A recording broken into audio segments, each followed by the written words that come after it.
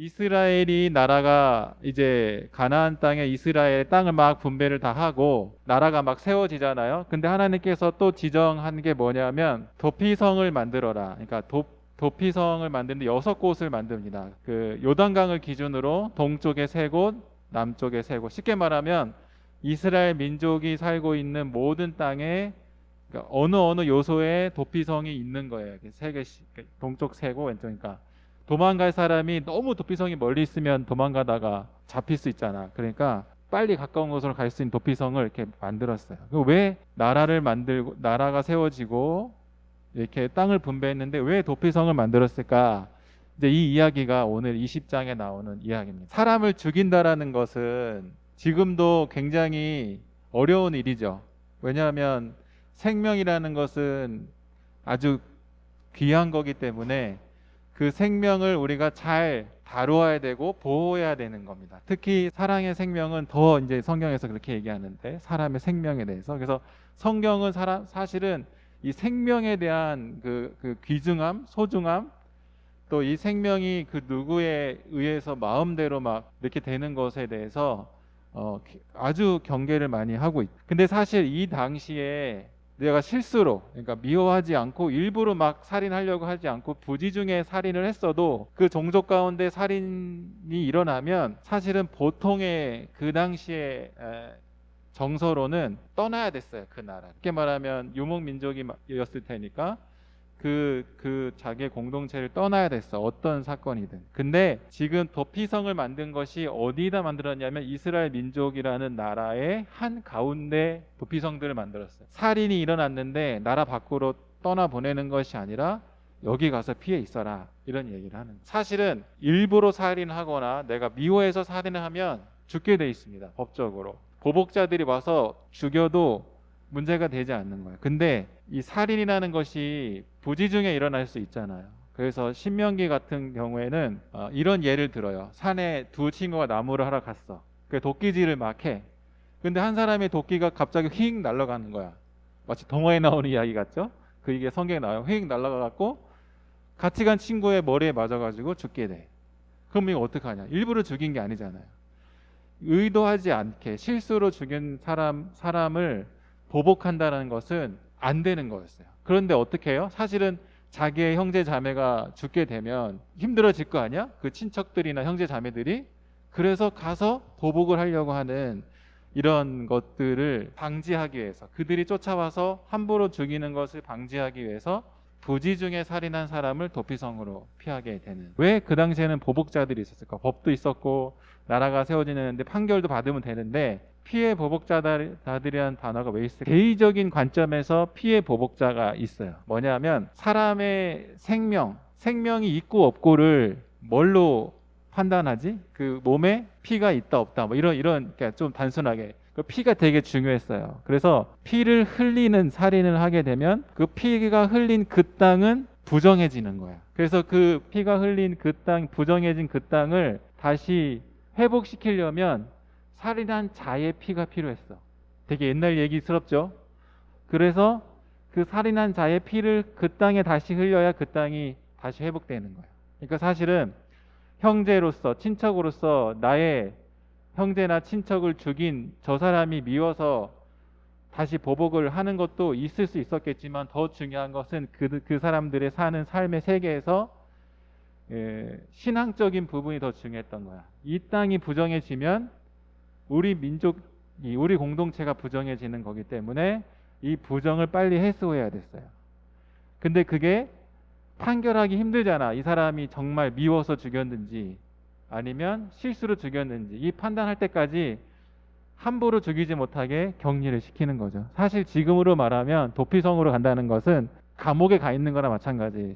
재판이 끝날 때까지 감옥에 가 있는 그런 얘기를 하는데 이제 하나님이 이 생명이라는 것을 얼마나 소중하게 생각하는가. 하나님의 공동체가 그 당시 다른 민족보다 한 사람의 그 부지중에 생명을 죽인 그 사람이라도 소중히 생각하는 그 신앙이 이 이스라엘 민족에 깔려 있게 됐다라는 겁니다. 그게 성경을 통해서 우리가 배울 수 있는 거죠. 아무리 이 사람이 어떤 죄를 졌을지라도 그 죄가 완전하게 분명히 드러나기 전까지는 아무도 함부로 할 수 없다. 이런 거죠. 한 사람의 생명이 그만큼 소중하고 그 사람의 인격, 그 사람의 어떤 상황들을 잘 봐주는 것이 사실은 이 기독교 문화에 굉장히 잘 돼 있는 거죠. 우리가 배울 거죠. 그래서 그때 그 역할들을 하는 사람이 사실은 그 성의 장로들, 제사장들이 하는 일이었어요. 그래서 4절을 보면 어떤 일을 했냐면 무조건 받아들여야 됩니다. 도피해 온 사람의 사정을 듣고 도피할 만한 사정이면은 무조건 받아들여야 돼요. 그리고 그 장로들은 그런 사건들을 다루고 재판할 역할이 있었어요. 그러면서 9절을 우리가 읽지 않았지만 9절에 아주 중요한 이야기를 하고 있습니다. 뭐가 중요하다고 하는 거냐면 이스라엘의 모든 자손과 그들 중에 거류하는 거류민. 쉽게 얘기하면 이스라엘 정통의 사람들과 이스라엘 민족과 섞여서 사는 외국인과 종들, 그리고 같이 사는 사람들, 그 그룹에 모든 사람들이 이 법 앞에 평등하게 적용되고 있다라는 얘기인 거예요. 지금 봐서는 우리나라 사람과 외국인이 이 우리나라에서 똑같이 법을 적용받는 뭐 이런 거와 똑같은 거예요. 차별받지 않는 거죠. 우리 민족이 아니니까 너는 그냥 막 아무렇게 해도 돼. 이게 아니라 모든 민족에 대한, 그리고 모든 사람에 대한 이 하나님의 법이, 이스라엘의 법이 통하고 있었다라는 거죠. 그래서 여기서 보면 하나님의 관심은 어디에 있냐면 한 사람의 생명에 있고, 그 한 사람의 생명이 이스라엘 민족이라는 공동체 안에만 있는 게 아니라 하나님을 섬기고 하나님을 따르는 모든 사람에게 관심이 있었다라는 것을 볼 수가 있어요. 신앙이라는 것이 어쩌다 보면은 굉장히 우리끼리의 신앙으로 될 수 있거든요. 우리만 잘 되고 우리만 좋으면 되고 뭐 청년부 활동에서 우리만 혜택 받으면 되고 이런 것으로 갈 수가 있어요. 왜냐하면 굳이 외연 확장할 필요가 없어. 그냥 우리끼리 잘 되고 잘 승승장구하고 얼마나 좋아요. 그런데 하나님의 법은 우리끼리 아니라 우리의 그 회복이 다른 거류민, 그다음에 우리가 정복하는 그 나라의 땅까지도 회복되어지는 것에 대한 신앙이다. 여호수아서를 보면 정복 전쟁을 하잖아요. 그리고 많은 사람들이 죽게 되죠. 전쟁을 하다가 그거 다 멸절시켜라. 그런데 사실은 이거를 실제로도 사실은 그런 일이 그러니까 무조건 잔인하게 정복을 했다라고 표현을 여기 돼 있긴 하지만 실제로는 그렇게 잔인하게 정복을 했을 것 같지 않고 그 당시에 정복이 이루어지는 것과는 좀 다른 양상을 보였고, 실제로는 화친을 맺었으면 전부 다 살아날 수 있었는데 이 여호수아에서 보면 기브온 민족 빼고는 다 대항을 했어요. 연합군을 만든다. 그래서 어쩔 수 없이 전쟁을 할 수밖에 없는 뭐 이런 일들도 있었고, 그런데 여호수아서를 보면서 가장 두드러지게 나타나는 인상은 뭐냐면 하나님의 법이, 하나님의 나라가 그 땅을 점령해서 혁명이 일어나는 것에 대한 표현을 하고 있는 거예요. 무슨 얘기냐면 정말 저 쓰러져 가는, 악해져 가는 저 땅을 하나님의 군대가 들어가서 평정을 시키는 거죠. 그래서 그 평정된 그 나라가 이제 다시 회복이 되고 생명이 있고 질서가 있고 사랑이 있고 공동체가 일어나는 그런 관점으로 여호수아서를 보면 훨씬 더 재밌을 거예요.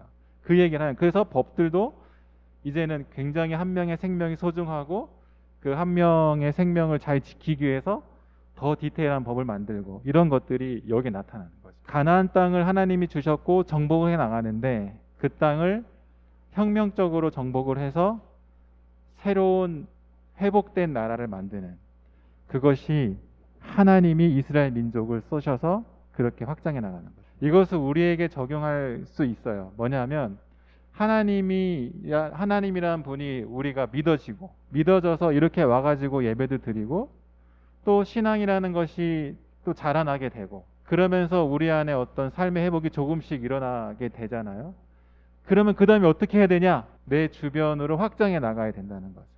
내가 알고 있는, 내가 영향을 끼칠 수 있는, 내가 조금 더 관심을 보일 수 있는 어떤 곳에 가서 그들에게 바뀐 삶을 살 수 있도록 도움을 준다는 거죠. 그래서 사실은 이 전도에 대한 새로운 패러다임이 아주 오래전부터 생겼는데 옛날에는 오세요 오면 대박 납니다. 뭐 이런 거. 오면 구원을 받습니다. 오면 하나님의 축복을 받습니다. 뭐 이런 뭔가 한번 복음을 전하면 바로 회심해서 오는 어떤 이런 전도 방법이 오랫동안 지속되었다면 지금은 여정을 같이 하는 겁니다.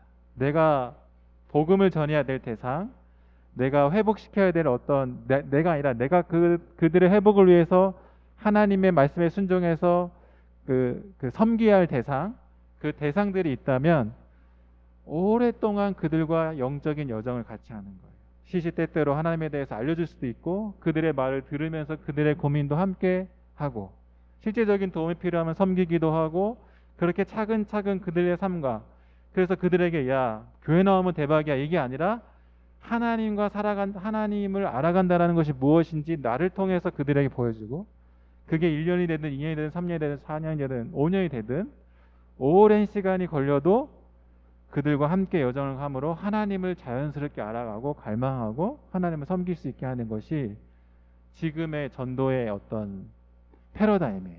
그것들로 하나님이 우리에게 이 여호수아서의 정복기를 보면서 알려주는 건 뭐냐면 완전히 하나님이 주신 그 땅, 하나님이 약속한 그 땅을 우리에게 주시겠다고 하는 하나님의 그 약속, 그 땅 속에서 모든 민족이 회복되겠다는 하나님의 그 은혜, 그리고 우리를 통해서 그 땅 민족들이 그 땅이 그리고 우리가 만나는 우리의 사람들이 회복되어져 가는 것에 대한 하나님의 어떤 하나님의 나라의 어떤 명령과 소망함이 같이 막 곁들여 있는 거예요.